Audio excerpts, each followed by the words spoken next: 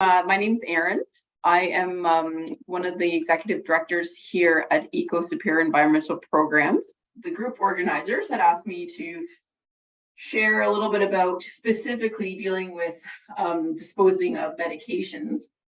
And I sort of expressed that it might be a more comprehensive presentation to talk a little bit about disposing of hazardous waste in general, and medications definitely falls under that. So I'm going to share, what we do here at ECO, a whole bunch of different ways we can take care of some of this hazardous waste. So for those who aren't familiar with EcoSuperior, we are located here in Thunder Bay, Ontario. We're a small non-for-profit organization, and we run primarily through granting and funding opportunities. We just have a small staff. There's just 8 of us at this time, and we do run a number of programs for our community. So lots of our programs are focused around water conservation and water protection. We have programs around what we call land connections. So speaking to folks and sharing with folks ways we can have some deeper, meaningful connections to nature and to our sense of place. We do programming around active transportation, so that is involving safe cycling courses, encouraging folks to walk and take city transit instead of driving their own vehicles. A big part of my job has always been to do outreach and education, so I'm in the schools quite often, talking with our youth about different environmental issues and actions that they can take, particularly around things like water conservation, climate change, invasive species. We have a whole energy rebate program. And then last but not least is our waste programming, which is where a lot of the information I'm going to share with you today falls under. So in general, our waste programming is quite broad. It talks, we deal with our Spring Up to Cleanup program, which is happening very soon as we finally have snow melting, which is a community-wide program that we do for encouraging folks to actually clean up their neighborhoods. So we provide garbage bags and gloves and recycling bags, and you can get your family together, you can get your neighborhood together, and folks can go out and actually clean up all that emerging litter that hides under the snow in the wintertime.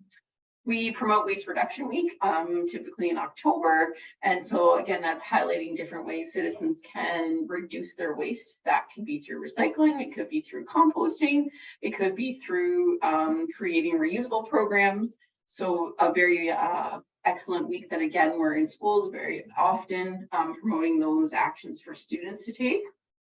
I'm going to talk about our cigarette butt recycling program, battery and water filtration programming as well as we go through the presentation today. So one of the big hot topics that I know folks were interested in is talking about medications and how we may dispose of those and deal with them. In Ontario, anyways, medications fall under hazardous waste. And so as such, it's important that we think about not flushing them down the toilet, not putting them down the drain, because when that happens, those medications can end up in our waterways. If you are part of the community here in Thunder Bay, we get our drinking water from Lake Superior. We use that water in our homes. It goes down our drains. And once it passes through a wastewater treatment plant, it's discharged back into Lake Superior. So at EcoSuperior, that lake to lake connection is very important to us. We use the water from Lake Superior, and we also eventually discharge into it as well. So we want to make sure that the water that is going down our drains is as clean and healthy as possible. And that's very preventable by thinking about things like medications that often some people are unaware of, that aren't great to be putting down our drains. And that goes for any community. That's not just particular to Thunder Bay. And so for our community in particular, when we're talking about disposing of medications, whether they're expired or just unused prescriptions, or even if you happen to have a Sharps container at home, those things can go back to your local pharmacy. We have an organization in town that also collects the actual prescription bottles. And they're out in a little bit, just about a 10-minute drive outside of Thunder Bay, in a small community called Murillo, a company called the Refill Company. So although our pharmacies take the actual medicine, the tablets, those kinds of things, they actually don't take the bottles. And so those, if they are a number 1 to 7 plastic, could go into the recycling bin, but better off used to go into this medication bottle recycling program that is being hosted here, so that they can be disposed of properly. So moving on, there's a lot of other hazardous waste that's in our households. And so I feel like on top of the medication conversation, it's important just to highlight what we can do with other hazardous, or particularly what needs to at least stay out of the landfill, and need to find resources for how we can dispose of it appropriately. So batteries are a big one, especially household batteries. Anything from like a hearing aid battery to watch batteries to sizes, what we call like the A through D, right? So the double A's, the triple A's, the C's, the D's, those types of batteries. Again, if you're local, we do collect them here at EcoSuperior and or at any of our public library branches. Battery collection locations are common in communities, so it's best if you can find where that is where you live, because these are really important to keep out of the landfill as well. Like other hazardous waste, if this material leaches into our landfills, the soils, the waters, those types of things can often become contaminated, because as we all know, there's a lot of chemicals that are held in those batteries to make them work the way that they do. Right. So another great thing to keep out of landfill, to keep out of the environment, and to make sure that it gets recycled properly as well. Moving on, another thing that we want to keep out of landfill that has a really great purpose is something we call e-waste. So thinking about cell phones, computers, printers, keyboards, headphones, small appliances, TVs, microwaves, all of those kinds of things, again, hold a lot of value for the recycling stream, as well as for keeping out of our landfills. There's a lot of heavy duty plastic that is in these materials that when they sit in landfills for a long period of time, they're not breaking down. There's nothing that can help biodegrade any of that plastic. And so it's best that you are able to take these materials to an e-waste recycling site where they take out the components they can recycle, whether it's copper in there or metals of some kind. The plastic can be properly recycled, and then that material, again, is kept out of landfill and is able to be reused for other electronics as well. So a really great easy way to get rid of your material. Again, if you're here locally, we have an e-waste collection site out at our local landfill site. It's easy. You can drop it off for free, and it's really convenient to do that. So thinking about that, if you get rid of a phone or a computer or anything, we really encourage folks not to put those items in landfill either. Another type of hazardous waste to be aware of.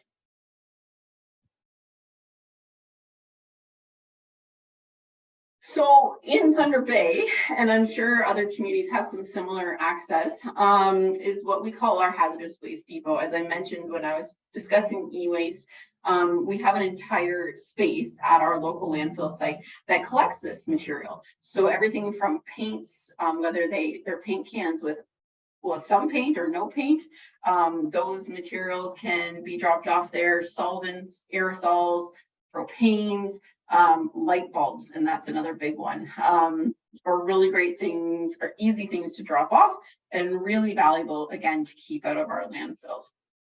And not only have to think about the impact that these materials can have on the landfill sites, like the soil contamination, the water contamination, but also the fact that because we can dispose of these materials in a safer way, we're actually keeping materials out of our landfill more effectively.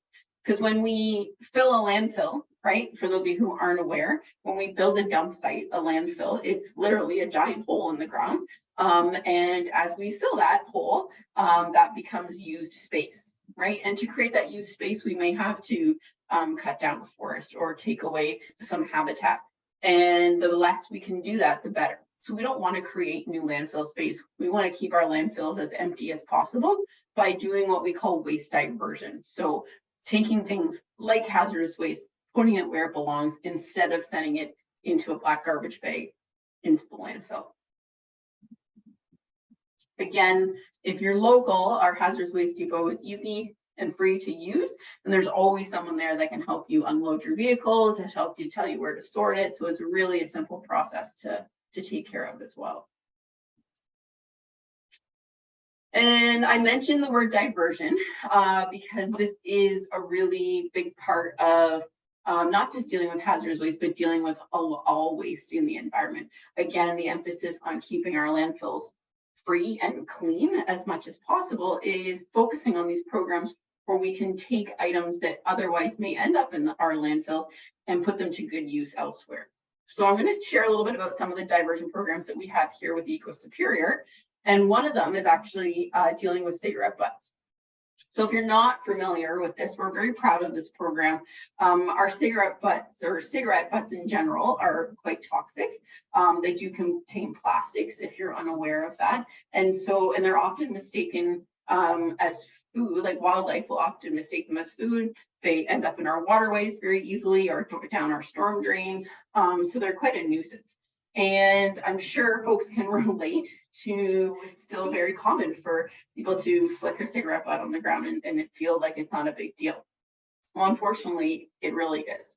And so we work really hard here in Thunder Bay and with our program here at EcoSuperior to make sure that those cigarette butts get collected and one, stay out of the landfill, and two, get repurposed. So we collect everything from cigarettes to the wrappers to the packaging. We have a number of ashtray locations in the downtown core. Some of our big institutions collect them, like Lakehead University and Confederation College. Some folks collect them privately, just on their back deck, and bring them into us. And so what happens is citizens are welcome to drop them off here at EcoSuperior, where we actually box up all those cigarette butts and we ship them off to a company called TerraCycle, which is in Southern Ontario. And they extract the plastic material out of those cigarette butts and create a more durable product, something like that plastic decking or a really heavy duty plastic garbage bin for a park bench is another example of things that they've used that material for. So not only are we keeping cigarette butts out of the environment, out of the landfill, out of our waterways, but we're also repurposing that material that's in them. So it's a really great program. We've been doing it since about 2016, and we've collected well over 2 million cigarette butts in that time. And so we're really happy with that progress. We hope that maybe one day we won't have to collect so many off the ground, but we continue to empty ashtrays and allow folks to bring those to us so that they can be properly sorted out as well. Again, another type of hazardous waste that we want to make sure is not going into our environment. We also, at EcoSuperior, we collect water filters, which we're really happy to do. And so recently our city had launched a water filtration program where they were encouraging folks to actually use Brita filters. And so as a result, there was a lot of new plastic waste in our landfills and in our waste streams. And so once again, we took some initiative and started collecting water filters, and folks, once like cigarette butts, can drop them off here at our office. We box them up. They go to the same company called TerraCycle, where that plastic is recovered and used for other purposes. And it's great because it's not just the small, like Brita water filter size materials, but it's also large filters. People have larger water filtration systems either at their camps or in their homes, and we're able to make sure that that material stays out of our landfill systems as well. Not as hazardous in terms of chemicals, but definitely that heavy duty plastic is a concern to fill our landfills quickly. And we really don't like having a lot of plastic in our landfills to begin with. So we are able to avoid that as well. So I want to share with folks some resources. Now, again, these are local resources, but very useful for folks who are local. we have what's called our green guide. So this is available online, and it is the whole book about almost asking any question about if you need to get rid of a vacuum cleaner, where can you put it? If you need to get rid of your toaster, where can you put it? All that resource is available in there. And so along the lines of hazardous waste, we do have a small hazardous waste pamphlet. And I'm just gonna enlarge this second photo that's on there, because this is actually a really neat diagram that's part of that hazardous waste pamphlet that outlines all the hazardous waste we may have in each of our household rooms. I recognize it's a bit small. It's incredible how we forget what hazardous waste could be lurking in our homes, so to speak. The garage, of course, is a really big one. Everything from if you change your own oil for your vehicles, to varnishes and septic tank cleaners. Your bathroom is another large one, right? Attics are interesting because sometimes they're full of old, interesting items that we're not really always sure about. So going through this diagram actually really helps us think about those materials and thinking, oh, I don't really need those anymore, or what should I do with that? Then I can recognize that it is labeled as hazardous waste, and I should be trying to find an appropriate place to dispose of it so that it's not ending up in our landfill sites. The other piece that our city has as well is what's called the City of Thunder Bay Waste Wizard. So through the website, if you had a question about, let's say, cardboard's a fairly easy answer, but you could say, I don't know how to recycle cardboard. You could type the word cardboard in here and hit search, and it'll give you the places of what you would do with your cardboard. Same with things like light bulbs. And it's a new database that's just getting started, but it's a really valuable resource that's starting to get a lot of traction. And so we're happy to share that with folks and help them find quickly a solution for maybe perhaps where they could take an item that they're unsure of. Because the idea, not just around hazardous waste, but all of our waste, is to think about diversion and keeping it out of our landfills as best we can. So that's pretty much the spiel. It's not a super complicated process, but it definitely deserves a lot of awareness, because when we talk about the hazardous piece, we want to make sure that our environment and our waterways are staying healthy in our community. And again, the diversion piece of keeping those materials out of our landfill is super important as well.